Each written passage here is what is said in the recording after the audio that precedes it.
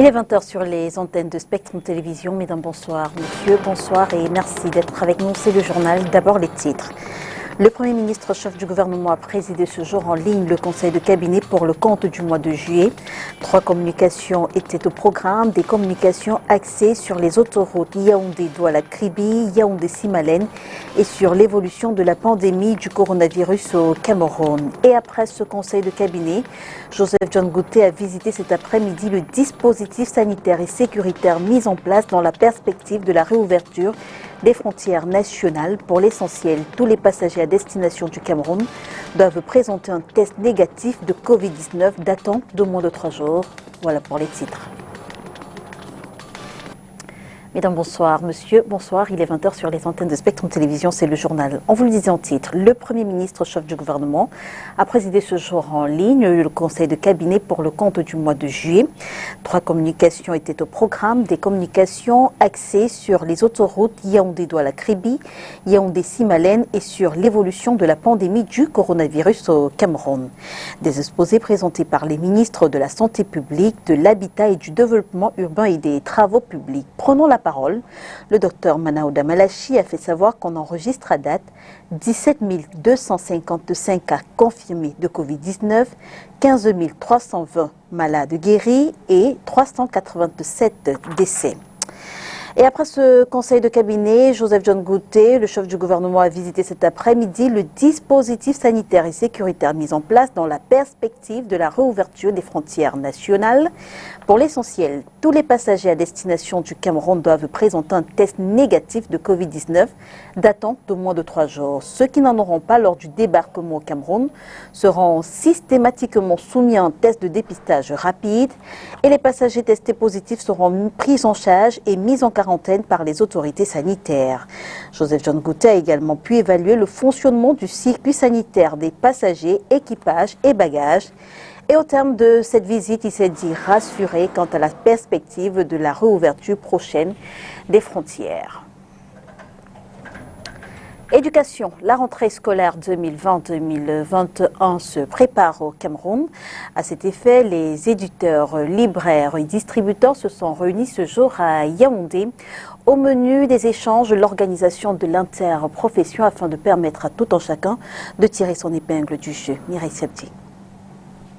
Éditeurs, libraires et distributeurs souhaitent créer une synergie de la chaîne du livre au Cameroun et de façon solidaire porter leur doléance au pouvoir public suite aux difficultés qui découlent de l'introduction du livre unique dans le système éducatif national. Le prix du livre ayant chuté, et les parents nous coupent avec les librairies pour avoir des livres. Donc nous sollicitons le pouvoir public que le livre soit exigible. Parce qu'un parent qui paye une pension de 100 000 francs à l'école primaire et qui n'achète pas le livre de 10 200 francs à son enfant, je ne sais pas de quelle école il s'agit. Donc nous demandons au pouvoir public de demander à tous les parents d'élèves que l'élève ne peut entrer en salle de classe qu'en présentant son livre qui est devenu très très moins cher aujourd'hui au Cameroun.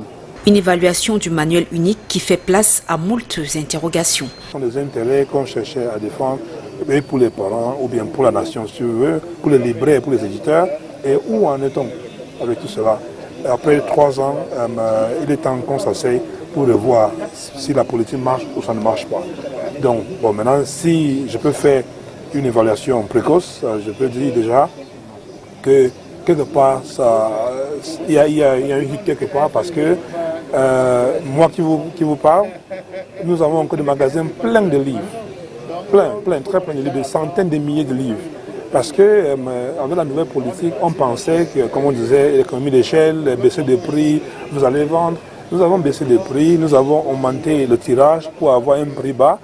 Et puis maintenant, les livres sont dans les magasins en train de nous regarder. Des réflexions sur la table pour la préparation de l'année scolaire 2020-2021 au Cameroun. On a constaté qu'il y a certaines doléances qui dérangent, n'est-ce pas, les membres de différentes filières des livres.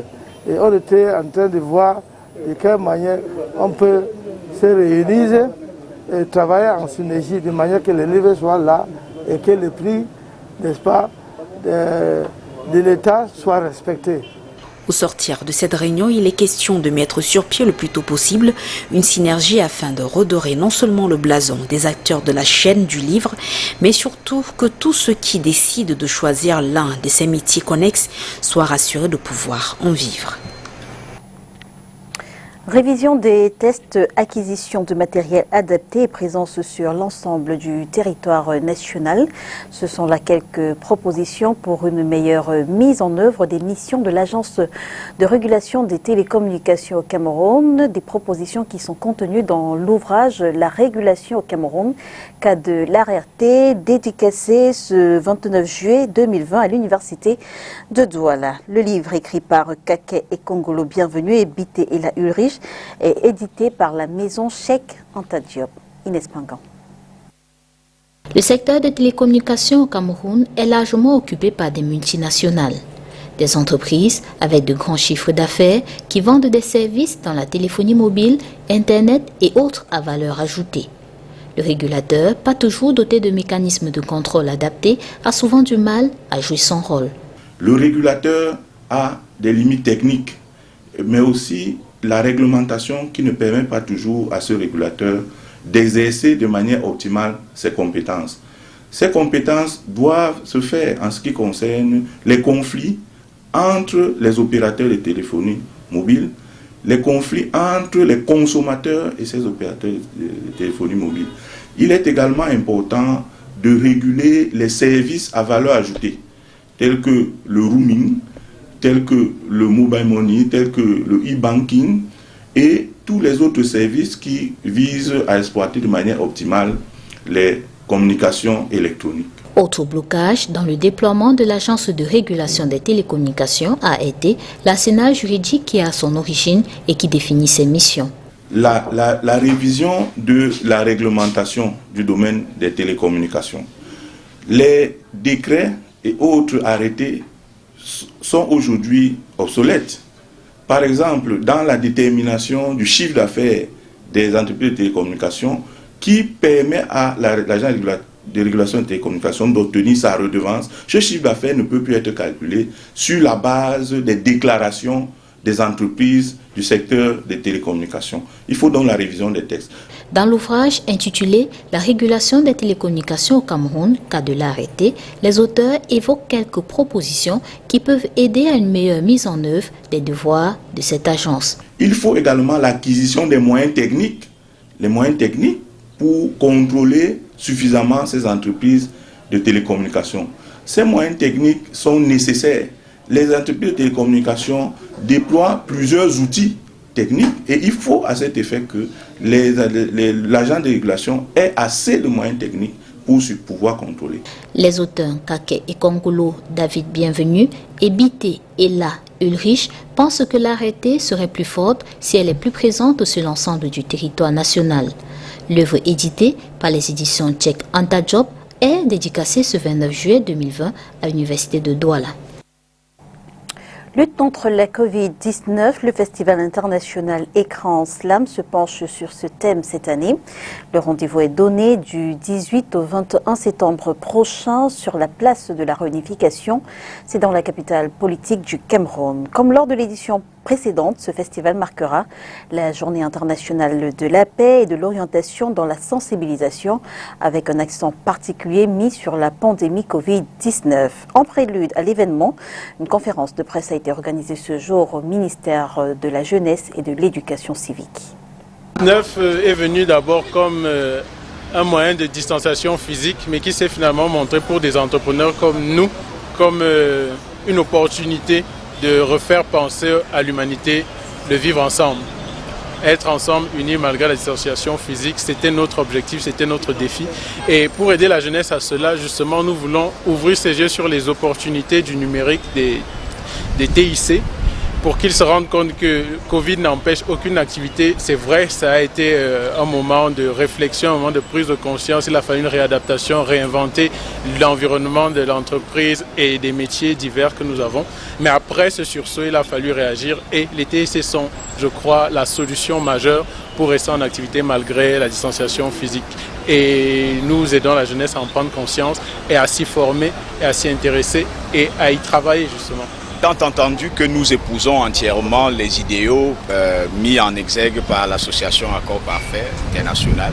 Donc nous avons choisi de les accompagner au travers de la mise à disposition d'un certain nombre d'espaces et de matériel pour les séances de travaux pratiques, de préparation de manière générale, mais aussi avec la mise à disposition d'un apport financier à hauteur de 5 millions de francs CFA pour pouvoir les amener à continuer de sensibiliser cette jeunesse camerounaise et puis notre pays tout entier sur les mots qu'ils entendent défendre, que nous partageons, notamment la paix, la réconciliation, le vivre ensemble. À quelques jours de la célébration de la Tabaski, les vendeurs de moutons broient du noir. Comme à Douala, les vendeurs de Yaoundé accusent la pandémie Covid-19, qui plus est, pas d'affluence avec les mesures barrières qui imposent un rythme particulier. Olivier Bouzik. Contrairement à l'année dernière, le commerce du mouton cette année, à quelques jours de la fête, ne se porte pas bien. Il n'y a pas d'affluence dans le marché.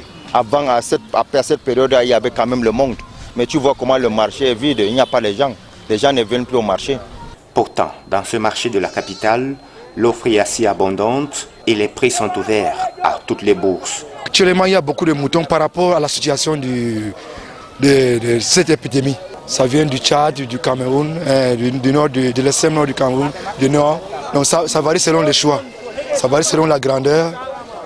Donc ça commence à 30, 40, 50 jusqu'à... Les autres qui viennent même, qui discutent, qui n'arrivent même pas, ils sont obligés de rentrer. Cette morosité du marché du mouton est principalement due à la pandémie du coronavirus et ses conséquences sur l'économie nationale. Avec le corona aussi, qui en fait, avec l'épidémie là, on a un peu de difficultés.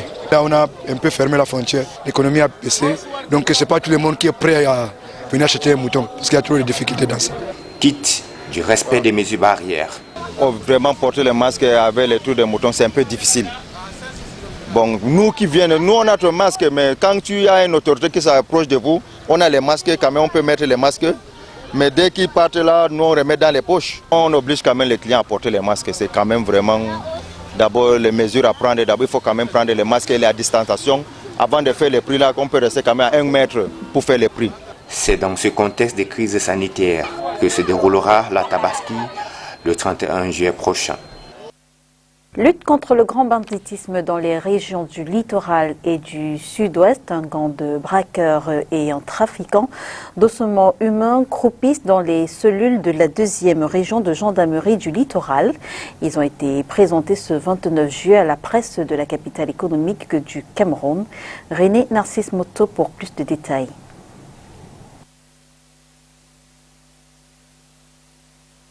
Ici en image, quelques véhicules volés par une bande de braqueurs spécialisés dans le vol en main armée.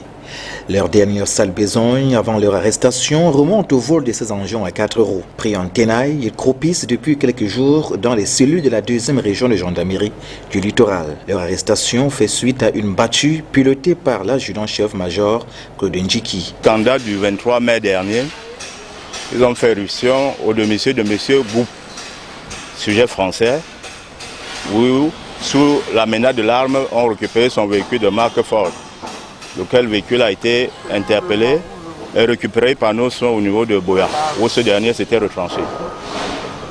Alors, quelques jours plus tard, plus précisément le 10 juin, ils ont refait surface dans la même ville, avec le même effectif, parce qu'ils sont 4, tous armés.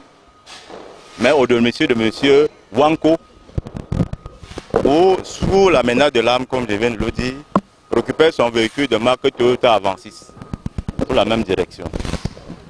Alors, conduit à Douala dans le cadre de l'enquête, M. Mou David Achou passera, vous avez au complet, avant de citer ses autres complices qui malheureusement sont en cavale à l'heure de cette enquête. L'une des victimes, hier traumatisée et aujourd'hui réconfortée, relate le cauchemar qu'elle a vécu du fait de ces hors-la-loi. Ils sont arrivés à la maison par effraction, ils nous ont menacés avec leurs armes parce qu'ils étaient tous armés. Et ils m'ont demandé les clés de la voiture, les papiers.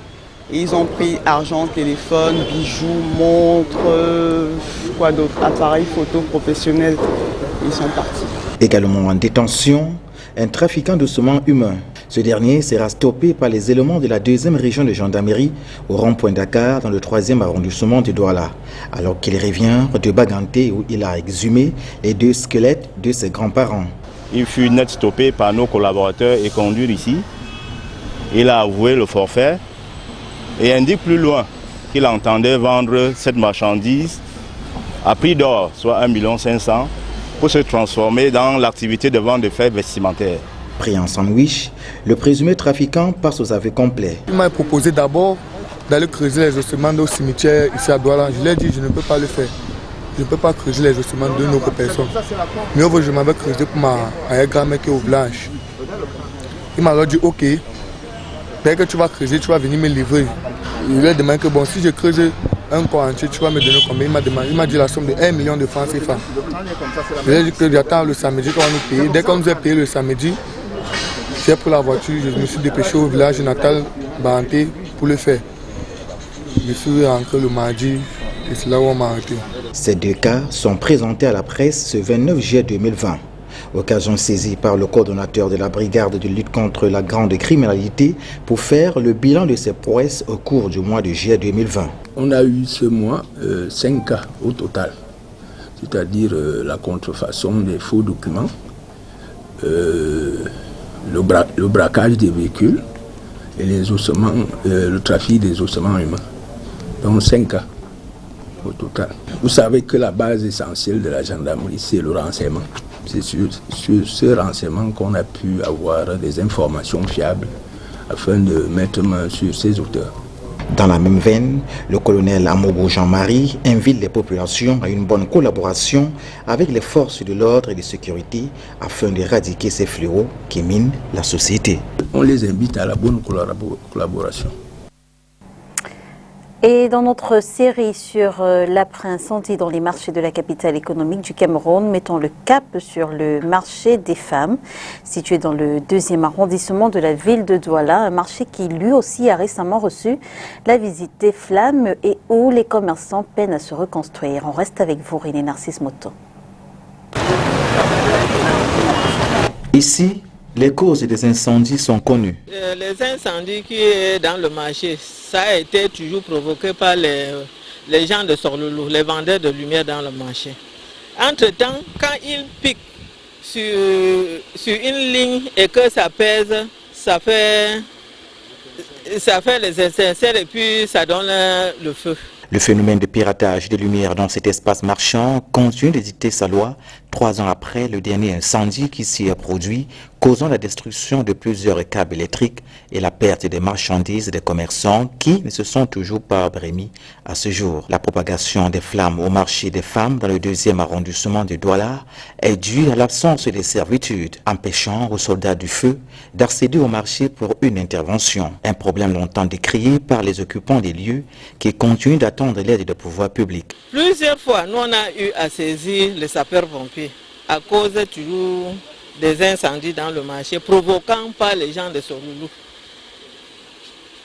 Finalement, les gens de sapeurs-pompiers ont demandé que pour qu'ils entrent dans le marché pour nous aider, il faut qu'il y ait les servitudes.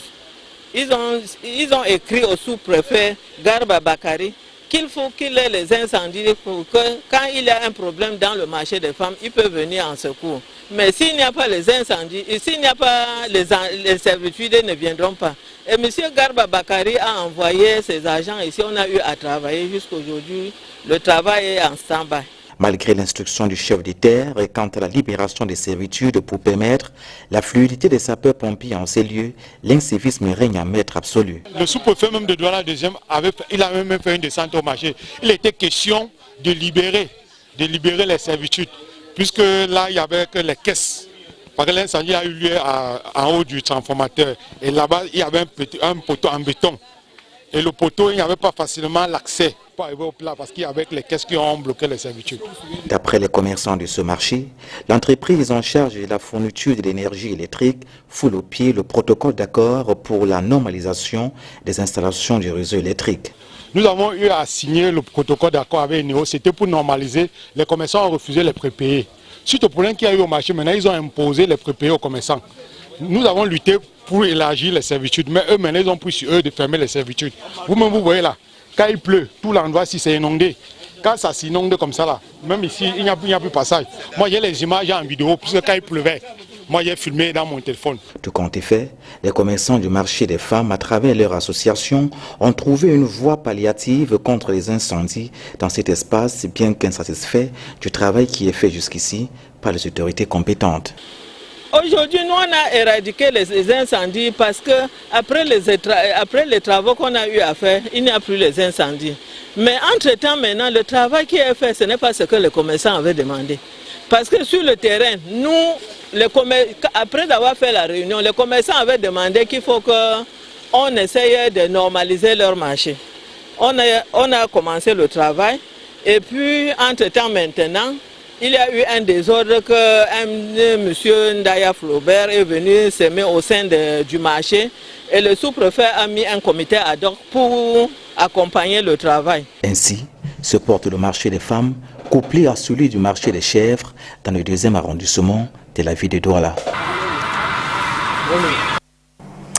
Le pain vendu par certaines boulangeries et dans certaines boutiques du quartier ne respecte pas la norme en la matière en ce qui concerne le poids et la qualité de la farine. L'observation est du réseau national des consommateurs du Cameroun qui appelle le gouvernement camerounais à l'action. Inès Pangan. L'observation est du réseau national des consommateurs du Cameroun. Le pain, fabriqué et vendu dans certaines boulangeries et boutiques du quartier, ne respecte pas les normes en la matière. En effet, le pain bâtard, dont la taille minimale est de 52 cm pour un poids de 200 grammes, devrait coûter 125 francs CFA. Et le pain baguette, dont la mie est plus importante, mesurant 57 cm pour un poids de 175 grammes, devrait également coûter 125 francs CFA. Après une descente dans certaines boulangeries et supermarchés des villes de Douala, Yaoundé et Kribi, le RNC observe le non-respect du poids du pain et la qualité douteuse de farine utilisée pour la fabrication de celui-ci. Les pains bâtards et baguettes, bien en dessous du poids réglementaire, sont pourtant vendus au prix de 125 francs CFA.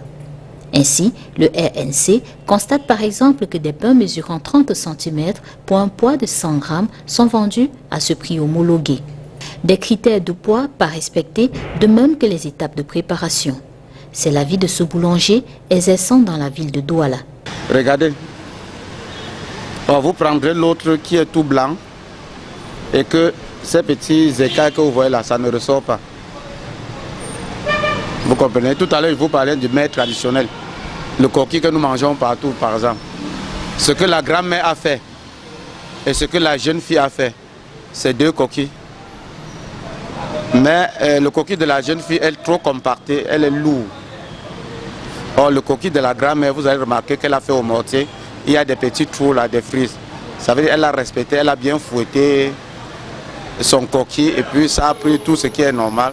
Des pratiques dénoncées par le réseau national des consommateurs du Cameroun, contenues dans une missive et appelant le gouvernement à l'action.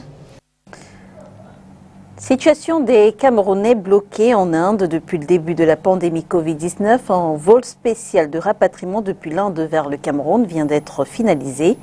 Le départ est prévu pour le mardi 4 août et en plus des documents de voyage obligatoires, les passagers devront se munir de 1 400 $, toute chose qui laisse penser que ce vol n'est pas la réponse des autorités camerounaises aux appels émis par ses compatriotes bloqués en Inde. Notons que cette information nous parvient au moment où 6 Camerounais ont déjà perdu la vie dans ce pays d'Asie. Et avec VOA, nous faisons à présent le round-up de l'actualité internationale.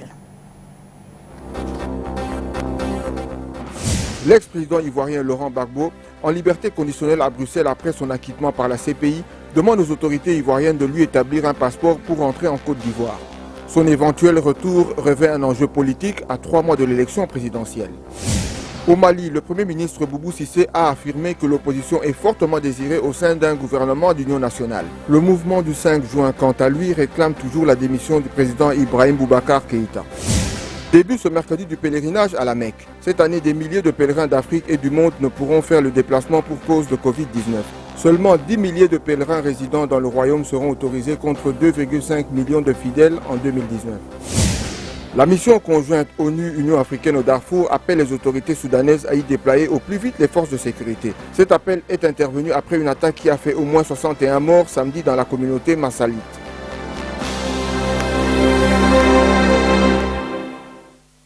Rideau sur le 20h, mesdames et messieurs, merci de nous avoir suivis. On se retrouve dès demain 20h sur les antennes du Spectrum Télévision, si bien sûr, Dieu le veut. Bonsoir.